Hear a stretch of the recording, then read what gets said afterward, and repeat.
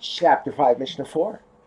As we learned in Chapter 4, Mishnah 4, and see also the next Mishnah, that a Zav transmits Tuma through Midras only if he rests the majority of his body on the bed or seat. Our Mishnah teaches that there is no such requirement with regard to a Zav who is carried by a tower person or who carries a tower person. Even if only part of the Zav's body is carried by the tower person, or vice versa, the person becomes Tameh. We now turn to the words of the Mishnah.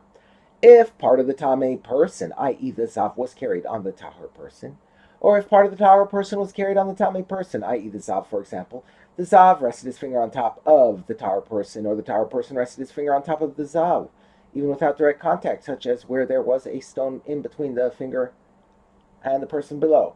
And similarly, if the attached parts of the Tameh person, i.e. the Zav's hair, nails, or teeth, were carried on the tower person, or if the attached parts of the tower person were carried on the Tameh person, the Zav. In all these cases, the tower person becomes Tameh.